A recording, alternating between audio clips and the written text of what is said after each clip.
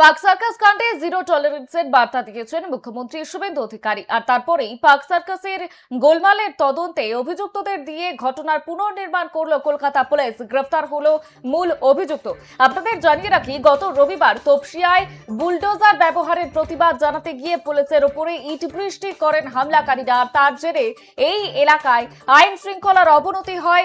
সংঘর্ষে কয়েকজন পুলিশ কর্মী এবং সিআরপিএফ এর দুজন জওয়ান আহত হন। ঘটনার পরেই সোমবার কলকাতার ডিসি অফিসে আক্রান্ত আধিকারিকদের সঙ্গে দেখা করতে যান মুখ্যমন্ত্রী শুভেন্দু অধিকারী। সমাজ বিরোধীদের কড়া বার্তা দিয়ে মুখ্যমন্ত্রী শুভেন্দু অধিকারী পুলিশকে ফ্রি হ্যান্ড করে দিয়েছেন। আর সেই ঘটনা পূর্ব পরিকল্পিত বলেই মনে করছেন তদন্তকারী অফিসারেরা। তারপরেই ধৃতদের মধ্যে 4 থেকে 5 জনকে ঘটনাস্থলে নিয়ে যাওয়া হয়। আর এরপরে তাদের পাক সার্কাস এলাকার বিভিন্ন রাস্তায় ঘুরিয়ে জানতে চাওয়া হয় কোথা থেকে ইট ছোড়া হয়েছিল, কোথায় কোথায় অবৈধভাবে জমায়েত করেছিলেন হামলাকারীরা। কয়েক ঘন্টা ধরে এই কাজ চলে। সাধারণত খুন বা ডাকাতির ক্ষেত্রে আমরা দেখে থাকি অভিযুক্তদের নিয়ে ঘটনার পুনর্নির্মাণ করা হয়, পুনর্নির্মাণ করেন তদন্তকারীরা। তবে সাম্প্রতিক সময়ে এই ধরনের এই যে গোলমাল, বড় এক ধরনের গোলমালের ঘটনা, সেই ঘটনায় অভিযুক্তদের নিয়ে এভাবে তদন্ত হয়েছে বলেই মনে করতে পারছেন না পুলিশ কর্তাদের একাংশ। অন্যদিকে পাক সার্কাসের এই ঘটনায় ধরপাকড়ও অব্যাহত রয়েছে। পুলিশের ওপরে হামলা, সরকারি সম্পত্তি ভাঙচুরের ঘটনায় যাকে মূল চক্রী মনে করা হচ্ছে সেই ফরিদুল ইসলাম সহ আরো বেশ কিছু জনকে গ্রেফতার করেছে পুলিশ।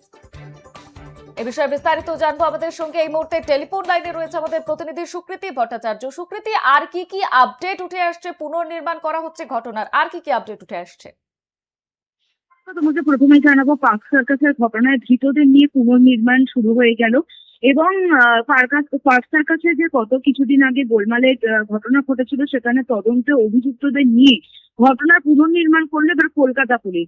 গ্রেফতার হয়েছে মূল অভিযুক্ত। প্রসঙ্গত তুমি জানো, গত রবিবার তপসিয়ায় যে বুলডোজার ব্যবহারের প্রতিবাদ জানাতে গিয়েছিল বেশ কিছু মানুষ, এবং তারপরেই পুলিশের ওপরে ইট বৃষ্টি করেন তারা হামলাকারীরা।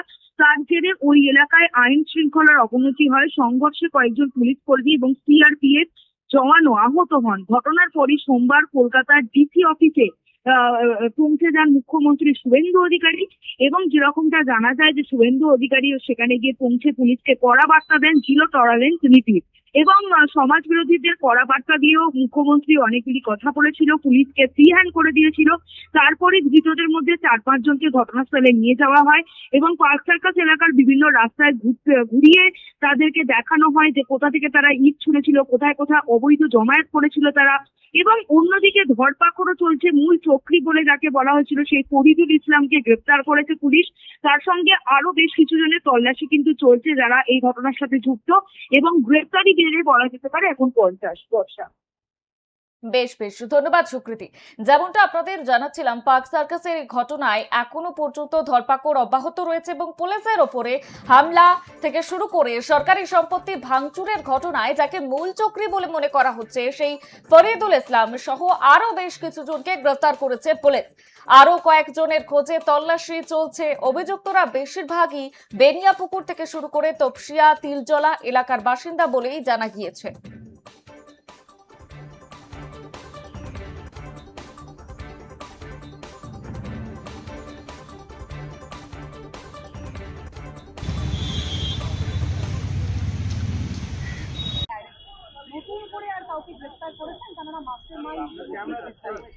আর জিজ্ঞাসাবাদ করা হবে আর সিসিটিভি ফুটেজ দেখা হচ্ছে। এরপরে আরো যদি কারো ইনভলভমেন্ট পাওয়া